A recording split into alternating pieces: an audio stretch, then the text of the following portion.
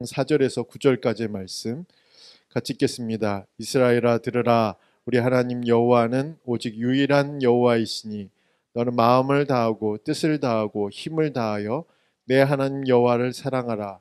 오늘 내가 네게 명령하는 이 말씀을 너는 마음에 새기고 내 자녀에게 부지런히 가르치며 집에 앉았을 때에든지 길을 갈 때에든지 누워 있을 때에든지 일어날 때이든지 이 말씀을 강론할 것이며 너는 또 그것을 내 손목에 메어 기호를 삼으며 내 미간에 붙여 표로 삼고 또 내 집 문설주와 바깥문에 기록할지니라. 아멘.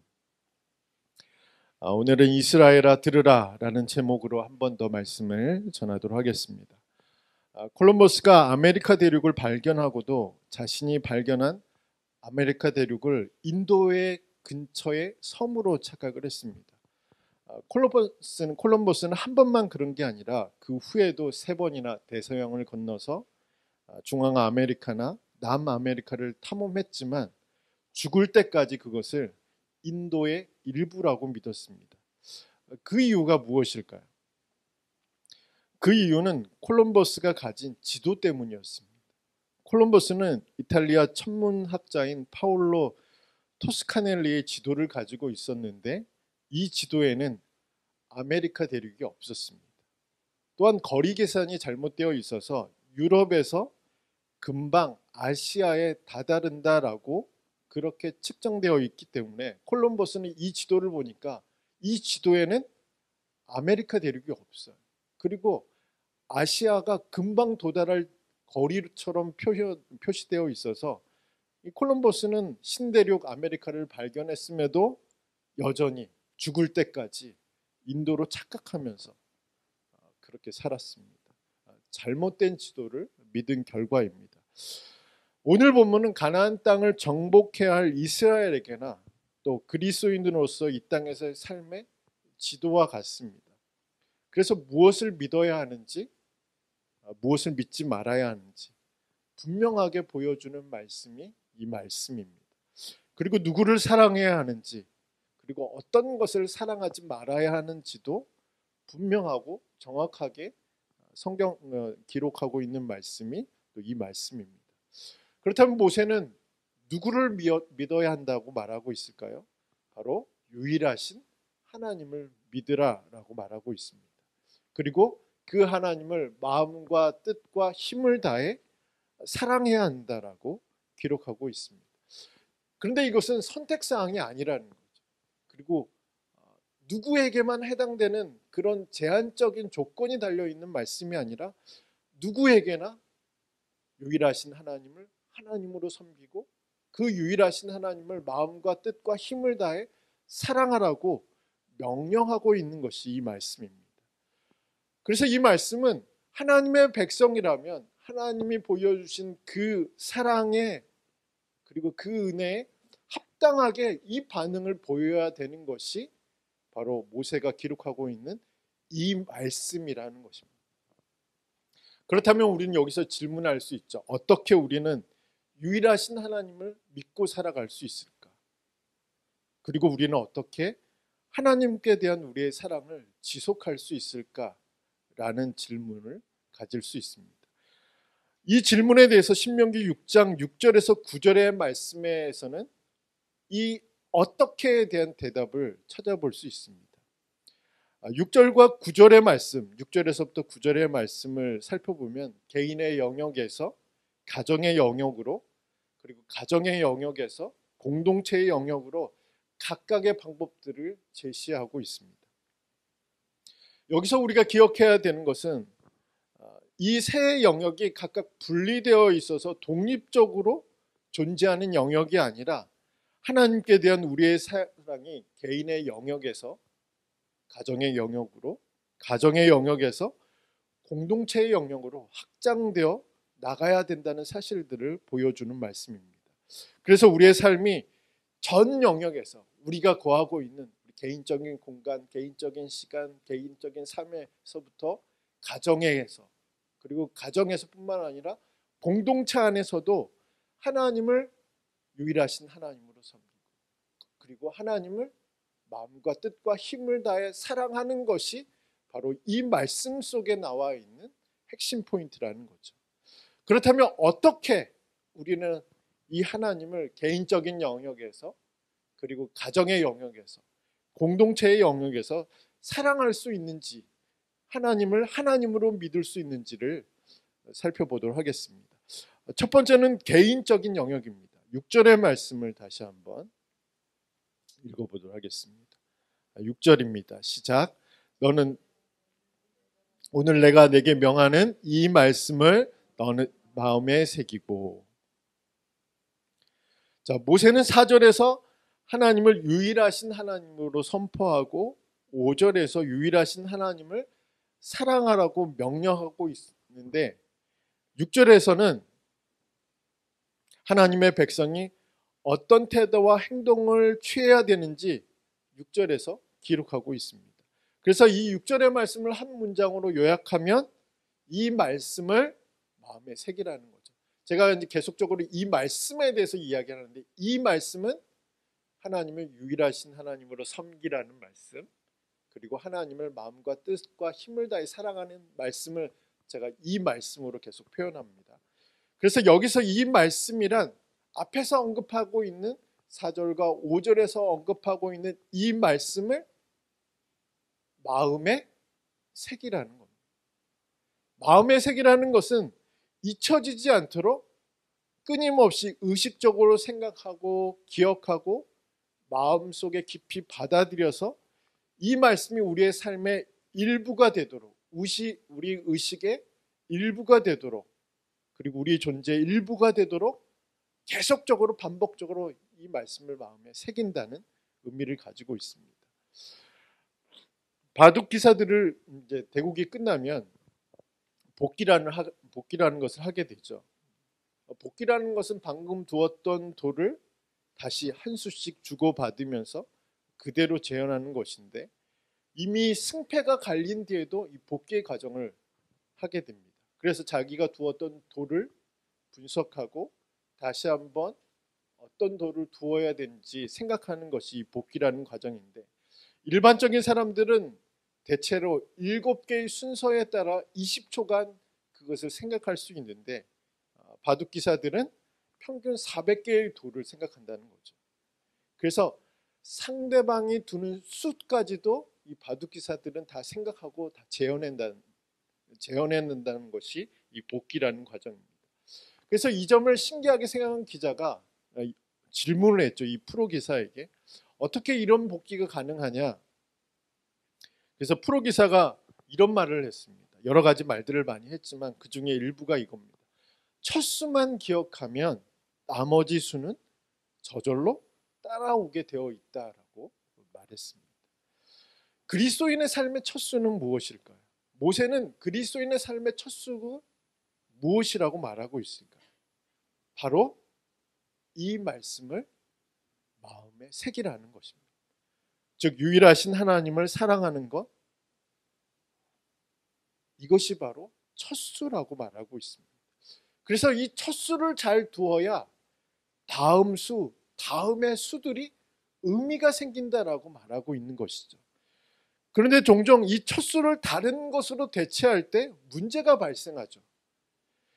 구약의 이스라엘 실패가 어디서부터 시작됐냐면 내적인 문제, 외적인 문제, 환경의 문제, 기후의 문제, 여러 가지 상황의 문제가 그 문제를 만든 것이 아니라 첫 수가 잘못 두었기 때문에 이스라엘은 실패할 수밖에 없었습니다. 어떤 수였죠? 하나님을 유일하신 하나님으로 섬기는 그 첫 수, 하나님을 마음과 뜻과 힘을 다해 사랑하는 이 첫 수를 두지 않았기 때문에 구약의 이스라엘은 실패할 수밖에 없었습니다.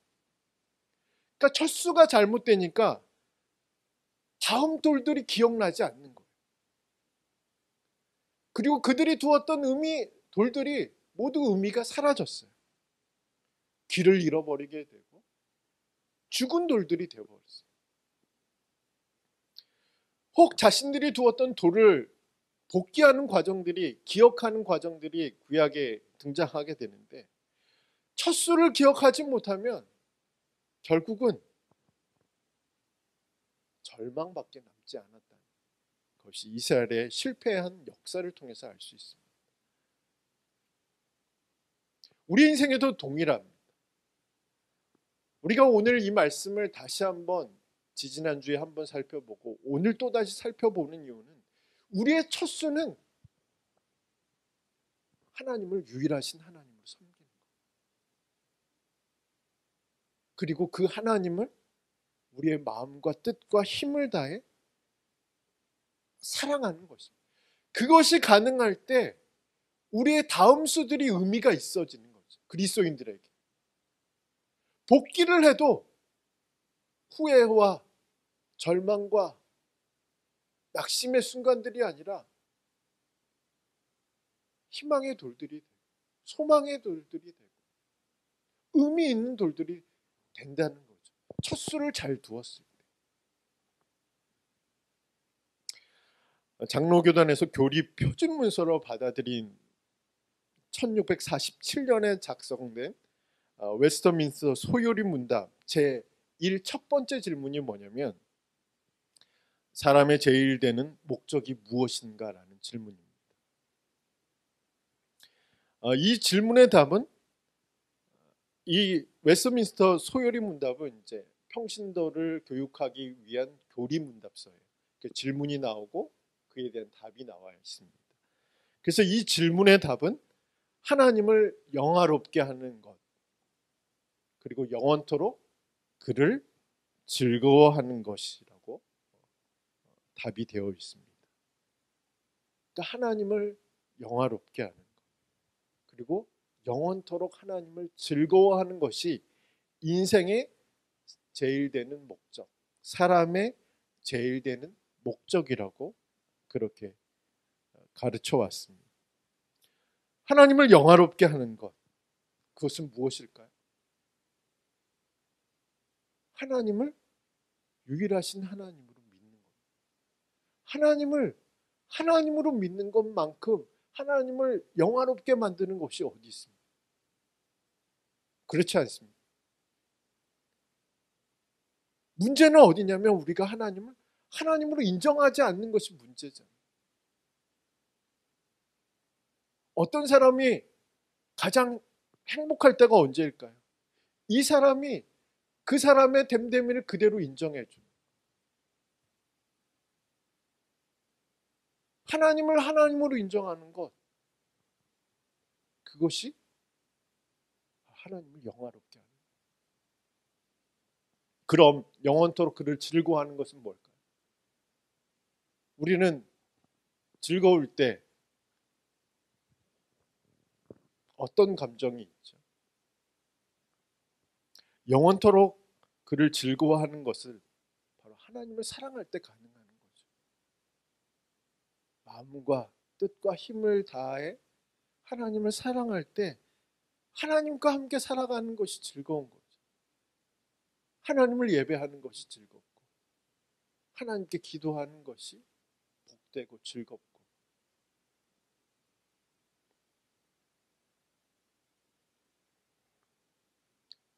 모세가 이 말씀을 마음에 새기라는 것은 하나님을 하나님으로 인정하며 살아가는 것이 우리의 삶의 첫 수라는 것을 이야기해요. 그리고 그 하나님을 사랑하는 것. 그것만큼 우리를 행복하게 만드는 것이 없다라고 말하고 있습니다. 어떻게 그게 가능해요? 이 말씀을 마음에 새길 때 가능해요. 한 번 듣고 잊어버리는 것이 아니라 의식적으로 이 말씀을 마음에 새기는 것. 새로운 2월달이 이제 시작되는데 2월 한 달에 우리가 조금 더 이 말씀들을 마음에 새기는 그런 시간들이 되었으면 좋겠습니다. 하나님을 하나님으로 인정하는 그리고 하나님을 사랑하는 것. 이 말씀을 저와 여러분의 마음에 깊이 새기는 그런 새로운 한 달이 되길 주님의 이름으로 축복합니다. 두 번째 영역은 가정의 영역입니다. 우리 7절의 말씀을 같이 한번 읽겠습니다. 내 자녀에게 부지런히 가르치며 집에 앉았을 때에든지 길을 갈 때에든지 누워 있을 때에든지 일어날 때이든지 이 말씀을 강론할 것이며. 자, 7절의 말씀 우리가 함께 읽었는데 자녀들에 대한 신앙 교육은 신명기에서 반복적으로 등장하는 주제이죠. 부모는 가정 안에서 가장 중요한 신앙 선생님입니다. 자녀들은 부모를 통해서 하나님의 말씀을 배우게 됩니다. 그래서 신명기에서는 부모가 자녀들에게 하나님의 말씀을 가르치는 것을 명령하고 있습니다. 그러니까 선택사항이 아니라는 거죠. 자녀들이 말씀을 잘 이해할 수 있도록 끝까지 책임지는 것. 그래서 가정의 영역에서 가장 중요한 문장은 내 자녀에게 가르치라는 겁니다.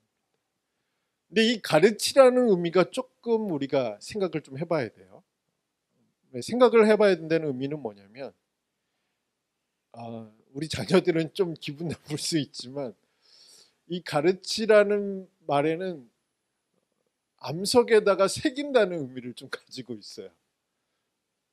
그래서 조각가의 의미를 좀 생각해 보면 됩니다. 이제 부모가 손에 망치와 끌을 가지고 정성스럽게 단단한 암석에 조각하는. 우리 자녀들이 돌이라는 얘기는 아니고 이런 의미를 가지고 있다. 나는 기분 나쁜 것 같은데 미안해. 그래서 암석의 단단한 조각면을 새기는 조각가의 이미지로 이 단어를 사용하고 있습니다. 그래서 조각가들이 오랜 시간을 망치와 끌을 가지고 조각해 나가듯이 반복적으로 이 말씀을 가르치는 것이, 그래서 이 자녀들이 이 말씀, 제가 이 말씀에 대해서 말씀드렸죠. 이 말씀을 잊지 않고 기억하도록 부지런히 반복적으로 암석에다가 메시지를 새기는 것처럼 자녀들에게 가르치라라고. 그래서 그들의 사고에 깊이 자리 잡도록 어느 때 어느 장소에서나 이 말씀이 기억나도록 가르치라고 말하고 있는 것이 오늘 가르친다는 의미입니다. 그런데 여기서 가르친다는 것이 단순히 입으로만 전달되는 지식의 가르침만을 의미하지는 않는다는 것이죠.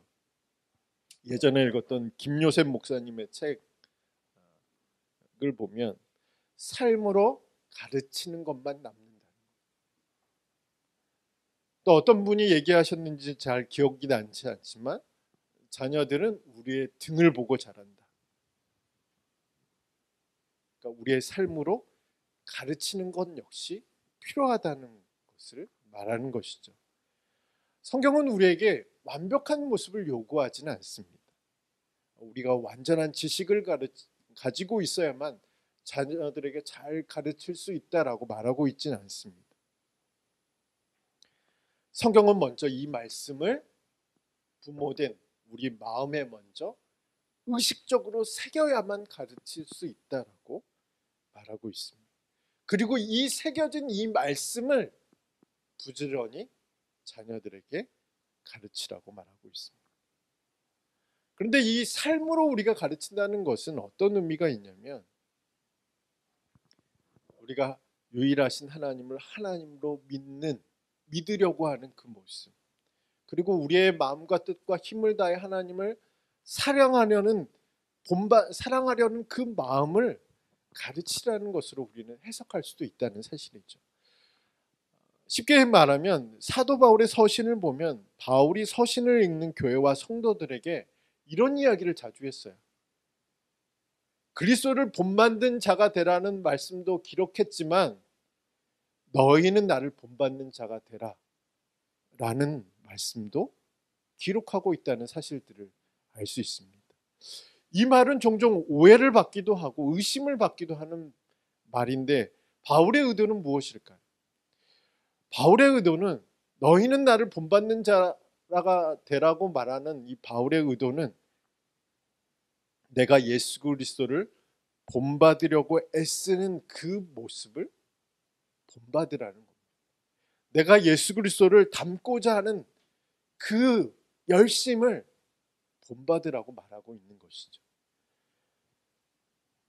그렇게 본다면 우리 역시 우리의 자녀들에게 지식으로도 가르쳐야 되겠지만 우리의 삶으로 가르칠 때 가장 중요한 포인트는 뭐냐면 내가 하나님을 유일하신 하나님으로 섬기려는 그 모습을 보여줘야 된다는 거죠. 내가 하나님을 내 마음과 뜻과 힘을 다해 사랑하는 그 모습을 자녀들에게 보여주는 것이 진정한 가르침이 아닐까라는 생각을 할 수 있습니다. 저는 가정의 영역에서 우리의 자녀들에게 가르쳐야 하는 것, 그리고 이곳에 있는 청년들이 나중에 결혼해서 얻게 될 그 자녀들에게 가르쳐야 하는 것이 바로 이 말씀, 지식으로도 가르쳐야 되고 내가 하나님을 하나님으로 섬기려는 그 마음, 그 열정, 그 열심, 내가 하나님을 마음과 뜻과 힘을 다해 사랑하려는 그 마음과 그 열정을 이 자녀들도 가르칠 수 있도록 우리가 먼저 삶으로 그것을 가르쳐야 된다 라는 사실들을 기억하는 저와 여러분이 되길 간절히 소망합니다. 그래서 내가 중요한 거죠. 가르치기 위해서는, 가정의 영역에서 자녀들에게 가르치기 위해서는 내가 이 말씀을 내 마음에 먼저 새겨야 되고 삶으로 하나님으로 인정하고 하나님을 사랑하는 그 모습들을 우리의 자녀들에게 삶으로 가르치는 그런 모습들이 우리 가운데 있어야 될 줄 믿습니다. 자, 세 번째 영역입니다. 세 번째 영역은 공동체의 영역입니다. 우리 8절과 9절의 말씀을 한번 더 읽어보도록 하겠습니다. 같이 읽겠습니다. 너는 또 그것을 내 손목에 메어 기호로 삼으며 내 미간에 붙여 표로 삼고 문설주와 바깥문에 기록할지니라. 자, 모세는 마지막으로 개인의 영역과 가정의 영역 안에서 뿐만 아니라 공동체의 영역, 공동체의 삶에서도 이 말씀에 충실해야 한다라고 강조하고 있습니다. 그렇다면 공동체의 삶 안에서 이 말씀에 충실하기 위해서 본문에서는 어떤 방법을 제시하고 있냐면 8절의 말씀을 보면 모세는 이 말씀을 손목에 메어 기호로 삼고 내 미간에 붙여 표로 삼으라고 말하고 있습니다. 자, 이 구절에서 유심히 살펴볼 단어는 메어라는 단어이고 그다음에 표라는 단어입니다. 메어라는 단어는 쉽게 말하면 손목에 맨다, 묶는다라는 의미이고 표라는 단어는 표시한다라는 의미이죠. 물론 하나하나의 행위를 살펴볼 수 있지만 여기서 중요한 것은 묶는 이유이죠. 왜 묶어야 되는지, 왜 표시해야 되는지 이유가 중요합니다. 그 이유는 한 가지입니다. 공동체를 이루고 있는 모든 구성원들로 하여금 믿음의 공동체의 목적이 무엇인지 기억나게 하기 위해 묶고 표시하라는 의미이죠. 즉 손에 묶은 이 말씀, 또 이마에 표시하는 이 말씀을 보고 우리의 공동체가 유일하신 하나님을 믿는 공동체입니다. 그리고 이 공동체의 존재 목적이 하나님을 사랑하는 것임을 기억나게 하기 위해서 묻고 표시하라는 겁니다. 9절 역시 동일한 의미이죠. 내 집 문설주와 바깥문에 기록하라는 말씀은 문자적으로 해석할 수 있습니다.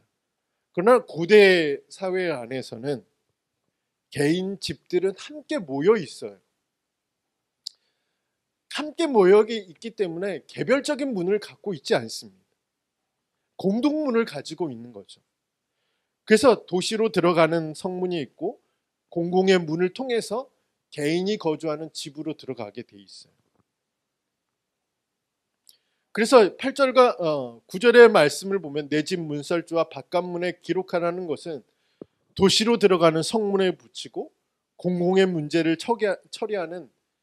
처리하고 판결하는 공공의 문 등의 공적인 장소의 문들에게 문설주 위에다가 기록하라는 말씀입니다. 그래서 이 말씀을 기록하면서 이 공동체가 유일하신 하나님을 섬기는 공동체이고 또 이 공동체의 목적이 하나님을 마음과 뜻과 힘을 다해 즉 모든 것을 다해 하나님을 사랑하는 것이 이 공동체의 목적임을 영원히 기억하는 의미에서 집 문설주와 바깥문에 기록하라고 9절에 기록하고 있습니다. 그런데 구약의 이스라엘은 하나님을 기억했을까요? 실패한 역사를 가지고 있잖아요. 구약의 이스라엘은. 그렇다면 오늘 교회 공동체는 이 말씀을 기억하고 있을까요? 중요한 질문이죠. 이 공동체의 존재의 목적, 이 공동체가 왜 모여 있는지, 이 공동체가 어떤 목적으로 존재해야 되는지를 교회는 기억하고 있을까? 우리는 질문해 볼 필요가 있습니다. IVP에서 출판한 마이클 그리피스의 기억 상실증에 걸린 교회, 좀 오래된 책입니다. 이 책을 보면 다음과 같은 글이 있습니다. 그리스도인들은 이해할 수 없는 집단적인 기억 상실증에 걸려 있는 듯하다. 상당수의 교인들은 교회가 무엇인지 잊어버렸다. 매 주일마다 그들은 독특한 건물에서 거행되는 예배에 참석하며 예로부터 지켜오던 익숙한 예배 의식을 행하지만 그들이 무슨 목적으로 그것을 하는지에 대해서는 거의 생각하지 않는 것 같다. 많은 그리스도인들은 말로는 교회에 대해 성경이 묘사하고 있는 다양한 표현들을 말하고 있지만 그들의 경험 속에는 이러한 개념들이 결코 이론의 차원에서 벗어나지 못했으며 그들이 알고 있는 교회의 참모습은 이와 다르다는 사실 때문에 계속 실망하고 환멸을 느끼고 있다. 이제 여기서 중요합니다. 그러나 만일 교회에 대한 성경적인 가르침을 공동체적인 활동들과 실제적으로 연관지어서 이해하고 실천하기만 한다면 우리 그리스도인의 삶의 새로운 목적과 방향을 제시할 수 있다. 또한 교회는 하나님의 뜻 가운데 영원한 의미를 갖고 있는 역동적이면서도 매력적인 새로운 공동체로 회복될 수 있다라고 기록되어 있습니다. 이해되셨습니까? 쉽게 말하면 이 교회 공동체가 이 말씀을 기억하느냐, 기억하지 않느냐. 이 교회 공동체가 이 말씀을 교회의 목적으로 삼느냐, 삼지 않느냐. 이 교회 공동체가 이 말씀의 가르침을 공동체적인 활동들과 연관지어서 이해하고 실천하느냐, 실천하지 않느냐에 따라서 작은 능력으로도 칭찬받는 교회가 될 수가 있고 모든 것을 가지고 있어도 책망받는 교회가 될 수 있다는 얘기입니다. 그러므로 우리가 기억해야 하는 것은 무엇일까요? 이 말씀입니다. 공동체가 이 말씀을 기억해야 한다는 거죠.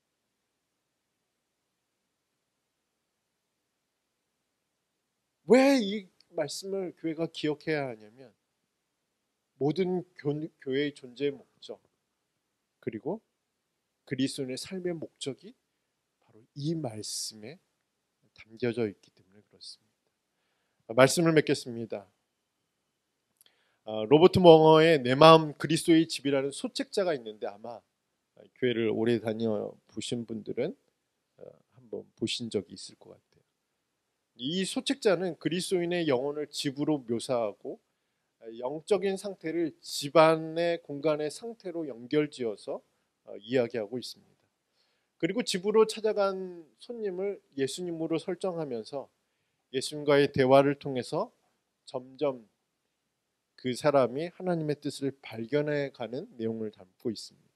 또한 이 소책자 안에는 예수님을 주와 그리스도로 섬기기 위해서는 개인의 삶의 모든 영역을 예수님께 오픈하고, 그리고 마지막 챕터에 가보면 예수님께 자신의 집 문서를, 그리고 집 열쇠와 함께 집 문서를 예수님께 넘겨드려야 한다라는 것을 말하고 있습니다.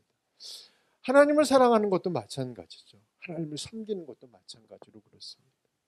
하나님 모세를 통해서 가나안 땅에서도 유일하신 하나님을 하나님으로 믿고, 다른 어떤 사랑할 수 있는 존재들이 많고 사랑할 수밖에 없는 것들이 많이 있지만 오직 하나님만을 사랑하라고 말씀하고 있습니다.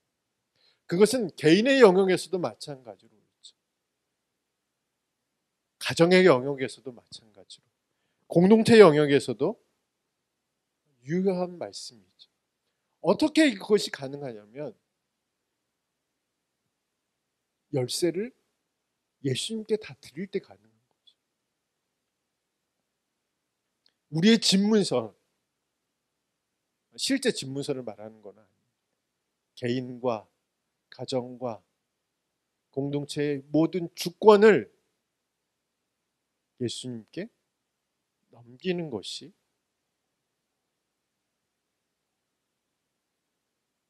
이 세상에서의 삶에서 우리가 하나님을 하나님으로 제대로 믿고 섬길 수 있는 방법이고, 유일하신 하나님을 하나님으로 사랑할 수 있는 방법이 바로 이 방법밖에 없다는 사실이죠. 집 열쇠를 넘기지 않으면 불가능하다는 거예요. 우리가 이스라엘의 실패한 역사를 보면 가나안 땅에서 이스라엘 백성들이 하나님을 섬기지 않은 것이 아니었습니다. 하나님을 섬겼습니다. 그런데 우상도 섬겼습니다. 하나님을 예배하지 않은 것이 아니었죠. 이스라엘 백성들이 멸망할 때까지 하나님을 예배했어요. 성전에 하나님을 향한 제사가 있었습니다. 그런데 다른 것도 함께 제사했습니다. 하나님을 유일하신 하나님으로 섬기지 않은 거예요. 하나님도 섬겼습니다. 하나님도 사랑했습니다. 이것이 핵심 포인트라는 거죠. 우리의 주권을 주님께 넘기지 않으면 우리 역시 하나님도 섬길 수밖에 없는 삶을 살아갈 수밖에 없습니다. 하나님도 사랑하는 삶을 살아갈 수밖에 없는 거죠. 모세는 개인의 영역에서 하나님만을 유일하신 하나님으로 믿으라고 말하고 있습니다. 그리고 하나님만을 내 마음과 뜻과 힘을 다해 사랑하라 라고 말씀하고 있습니다. 그리고 이 말씀을 마음에 새기고, 이 말씀을 가르치고, 이 말씀을 공동체가 기억해서 가나안 땅에서뿐만 아니라 이 땅에서도 그 존재 목적을 잊지 말고 살아가라고 그렇게 말하고 있습니다. 새로운 한 주에도 이 말씀을 마음에 새기는 저와 여러분이 되길 간절히 소망합니다. 가정에서도 이 말씀을 자녀들에게 잘 새겨 주시기를 주님의 이름으로 부탁을 드립니다. 그리고 우리 반석교회, 아름다운 반석교회가 우리 존재 목적이 하나님만을 예배하는, 그리고 하나님만을 사랑하는 교회가 되도록 우리가 함께 기도하고 함께 협력하고 함께 마음을 다하는 저와 여러분이 되기를 주님의 이름으로 축원합니다. 우리 함께 찬양하도록 하겠습니다. 우리 마지막에 불렀던 찬양 부르고